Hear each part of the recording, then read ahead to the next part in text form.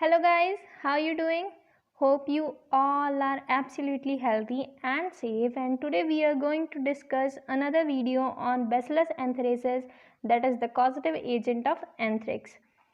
In this tutorial we will learn only about the epidemiology, laboratory diagnosis and treatment of Bacillus anthracis.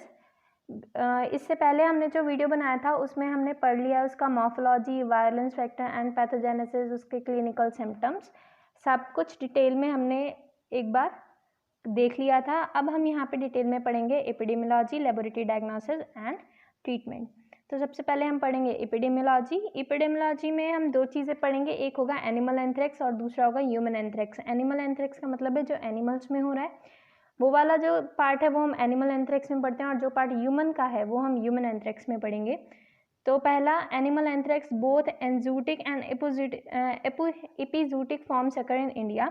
इसका मतलब ये है कि जैसे अगर ह्यूमंस के केस में हम बोलते हैं epidemic and endemic, same meaning है, पर यहाँ पे एनिमल का केस है इसलिए यहाँ पे हमने बोला है एंजूटिक एंड एपिजूटिक, जो कि इंडिया में देखा गया है।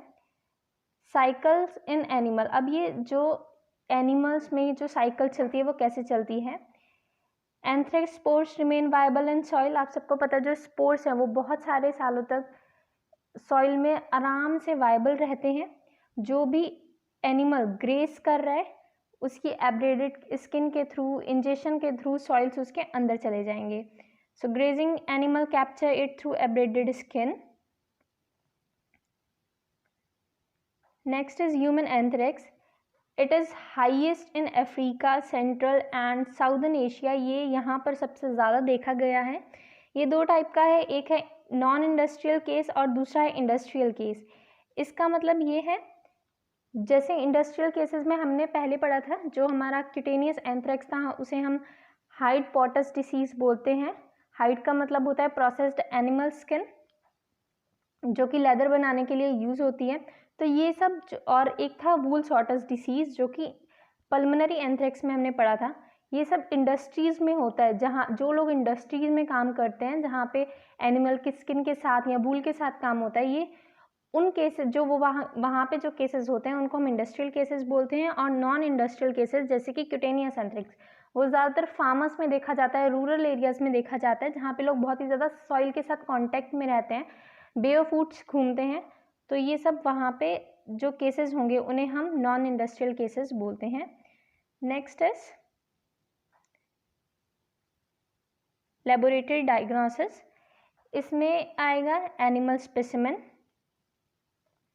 Direct demonstration, culture, culture smear, serology and molecular diagnosis. तो सबसे पहले हम पढ़ेंगे स्पेसिमेन कलेक्शन। इसमें आता है पस, sputum, blood, CSF, gastric, aspirate और फीसेस। पस हम लेंगे क्यूटेनियस एंथ्रेक्स के उसमें, क्योंकि वहाँ पे वुंड्स बन रहे थे जिनमें पस था, तो क्यूटेनियस के केस में हम पस लेंगे। इन्हेलेशन यानी कि पल्मोनरी अगर एंथ्रेक्स होगा तो उस केस में हम स्पूटम ले सकते हैं। सेप्टिसीमिया अगर हो जाए, इन केस अगर आप कोई भी, अगर तीनों में से कोई भी आपको एंथ्रेक्स हो रखा है, कोई भी पल्मोनरी, क्यूटेनियस या फिर इंटेस्टाइनल, अगर उसको टाइम पे ट्रीट ना करवाया जाए तो सेप्टिसीमिक एंथ्रेक्स हो जाता है। तो उस केस में ब्लड लेते हैं, CSF लेते हैं। नेक्स्ट इज गैस्ट्रिक, एस्पायरेट और फीसेस। फीसेस जो है हम इंटेस्टाइनल एंथ्रेक्स के केस में लेते हैं। Next is gram demonstration, direct demonstration. इसमें सबसे पहले ग्राम स्टेनिंग करेंगे। ग्राम स्टेनिंग में हमें ग्राम पॉजिटिव रॉड्स दिखेंगे। दूसरा है मैकफेडियन रिएक्शन। इसमें क्या करते हैं, सबसे पहले हम एक स्लाइड लेंगे, वहाँ पे हम ब्लड फिल्म बनाएंगे। उस ब्लड फिल्म को फिर हम गर्स पॉलीक्रोम मिथाइलिन ब्लू स्टेन के साथ उसकी स्टेनिंग कर देंगे। 30 सेकेंड्स के लिए हम ये स्टेनिंग को फॉलो करेंगे। उसके बाद हमें जो रिजल्ट्स दिखेंगे वो क्या आएंगे, वहाँ पे हमें जो हमारा बेसिलाई है उसके चारों तरफ एक पर्पल कलर का, अमॉर्फस पर्पल कलर का मटेरियल मिलेगा। जो वो अमॉर्फस पर्पल कलर का मटेरियल है वो डिसइंटीग्रेटेड कैप्सूल होता है। ठीक है, आप सबको पता है जो एंथ्रेक्स बेसिलाई है उसके चारों तरफ क्या प्रेजेंट होता है, कैप्सूल होता है। तो जो ये स्टेन है क्या करेगी, कैप्सूल को स्टेन करती है, डिसइंटीग्रेट करके उसको स्टेन करती है। इसलिए जो बेसिलाई के चारों तरफ हमें क्या मिलता है, एक अमॉर्फस पर्पल मटेरियल मिलता है जो कि डिसइंटीग्रेटेड कैप्सूल होता है। Next is Ascoli's thermoprecipitation test. Received bacilli likely to be non viable, इसका मतलब है ये हम किस केस में करते हैं, ये वाला टेस्ट हम तब करते हैं जब जो हमारा सैंपल है अगर उसमें जो बेसिलाई है वो नॉन वायबल है यानी कि मर चुका है या प्यूट्रिड फॉर्म में है, तो उस केस में हम क्या करते हैं, एस्कॉलिस थर्मोप्रेसिपिटेशन टेस्ट करते हैं। इसमें होता क्या है, tissue sample grounded in saline boiled in water, antigenic extract is layered over anthrax antiserum on capillary tube. सबसे पहले है इसमें होता क्या है, देखो यहाँ पे दे रखा है tissue sample grounded in Celine and boiled and filtered. इसका मतलब ये है कि जो हमारा सैंपल है उसको क्या किया जाता है, जो भी हमारा सैंपल होता है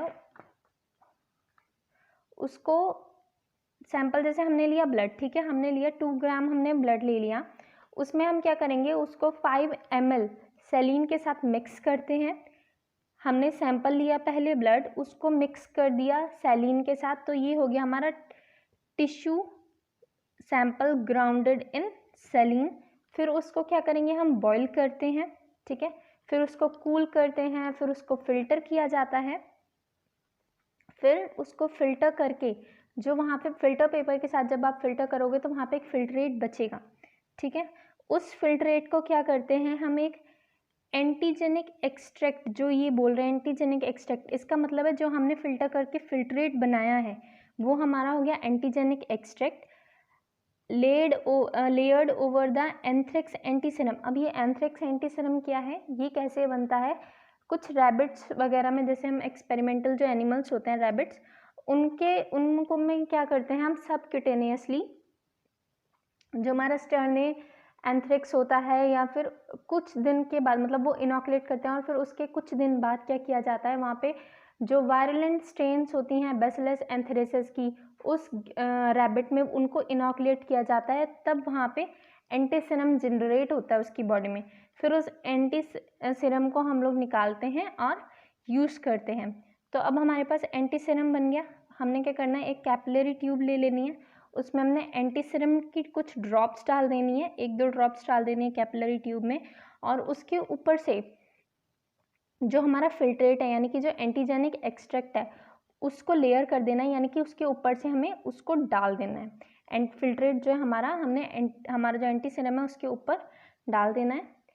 next is ring of precipitate appears at the junction of 2 liquid with in 5 minutes. फिर वहाँ पे क्या होगा, देखो जहाँ पे जो आपका एंटीसेरम है वो कहाँ है, नीचे की साइड पे, और जो फिल्ट्रेट है वो ऊपर की साइड पे, जहाँ पे वो दोनों एक दूसरे के साथ मिल रहे हैं वहाँ पे क्या होगा, एक रिंग जनरेट हो जाएगी, वहाँ पे आपको कोई कलर शो होगा, ठीक है, एक रिंग जैसा फॉर्मेशन आपको दिखेगा, और ये हमें 5 मिनट्स के अंदर अंदर दिख जाता है।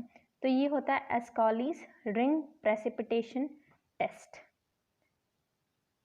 नेक्स्ट है कल्चर। कल्चर में हम पढ़ते हैं कि जो हमारा बैसिलस एंथेरेसिस है वो एरोबिक एंड नॉन फास्टिडियस है, वाइट टेम्परेचर पे ये ग्रो कर सकता है, up to 12 to 45 degree Celsius तक ये आराम से ग्रो करेगा।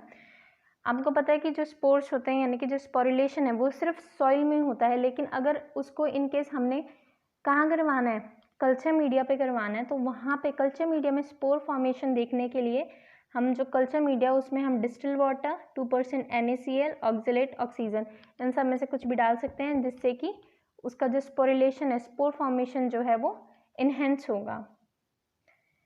उसके बाद है colony morphology after 24 hour incubation. हमने जो भी अगार मीडियम्स लिए हैं, ठीक है, उनको हम जितने भी हमने इसमें जितने भी हम अगार मीडियम लेंगे या जितना भी हम इसमें मीडिया यूज़ करेंगे उनको हम 24 आवर तक इंक्यूबेट करेंगे, और फिर जो रिज़ल्ट आएगा वो अब हम यहाँ पे पढ़ेंगे। जैसे हमने लिया न्यूट्रिएंट अगार, न्यूट्रिएंट अगार में हमें 24 आवर्स के बाद ग्रेइश वाइट कलर की कॉलोनीज दिखती हैं, जो फ्रॉस्टेड ग्लास जैसी, थोड़ी थोड़ी फ्रॉस्टेड ग्लास जैसी दिखती हैं। इसको हम, या फिर जो इसका बहुत ज़्यादा वर्ड यूज़ किया जाता है वो है medusa head appearance. Medusa head appearance का मतलब होता है जैसे कर्ली बाल होते हैं ना, कर्ली बालों को जब आप गुच्छा सा बना दोगे तो वो अजीब से दिखते हैं ना, वो वाला अपीयरेंस हमें न्यूट्रिएंट अगार में देखने को मिलता है, that is long interlacing chains. उसके नेक्स्ट है ब्लड अगार। ब्लड अगार में हमें नॉन हिमोलाइटिक कॉलोनीज देखने को मिलेंगी, यानी कि कोई हिमोलाइसिस नहीं होगा। जिलेटिन स्टैप कल्चर में इन्वर्टेड फिर ट्री अपीयरेंस दिखता है। नेक्स्ट है सिलेक्टिव मीडिया। सिलेक्टिव मीडियाज़ में सबसे पहले जो हम मीडिया यूज़ कर रहे हैं वो है सॉलिड मीडियम विद पेनिसिलिन। इसमें क्या करते हैं, हमने एक सॉलिड मीडियम रेडी किया है, उसमें पेनिसिलिन को ऐड कर दिया है। अब क्या होगा, जब हम उसको देखेंगे 24 आवर्स के बाद, तब हमें वहाँ पे स्ट्रिंग ऑफ पर्ल अपीयरेंस, इसका पर्ल का मतलब होता है मोती, जो मोती होते हैं, ठीक है, उनके जैसी हमें वहाँ पे अपीयरेंस दिखेगी। ऐसा क्यों होता है, क्योंकि जो हमारा बेसिलाई होता है, ठीक है, जो भी हमारा बेसिलाई है उसके ऊपर जो हमारा पेनिसिलिन है वो अटैक करेगा। पेनिसिलिन क्या है, एक एंटीबायोटिक है, उसको फॉरेन मटेरियल दिख रहा है तो ऑफकोर्स वो उसके ऊपर अटैक करेगा। और जो हमारा बेसिलाई है उसका जो सेल वॉल है वो बहुत ज़्यादा वीक होता है। जब पेनिसिलिन उसके ऊपर अटैक करेगा तो जो वो वीक सेल वॉल है वो लार्जर और स्फेरिकल शेप का हो जाता है, ठीक है, इसीलिए इसको हम स्ट्रिंग पर्ल अपीयरेंस बोलते हैं। कैसा हो जाएगा, वो स्वेल हो जाएगा, लार्जर हो जाएगा, स्फेरिकल शेप का हो जाएगा और चेन्स में दिखेगा, ठीक है। स्ट्रिंग का मतलब हो गया चेन, पर्ल मतलब मोती जैसा अपीयरेंस हो जाएगा उसके स्वेल करने की वजह से। सेकंड है PLET medium. It consist of polymyxin, lysozyme, EDTA and thallous acetate added in the heart infusion. ये मीडियम हम कैसे बनाते हैं, इसमें हम polymyxin, lysozyme, EDTA, thallous acetate हमने लिया है, उसको हमने हर्ट इन्फ्यूजन अगार में मिक्स कर दिया तो हमारा एक सिलेक्टिव मीडियम जो है PLET वो रेडी हो जाएगा।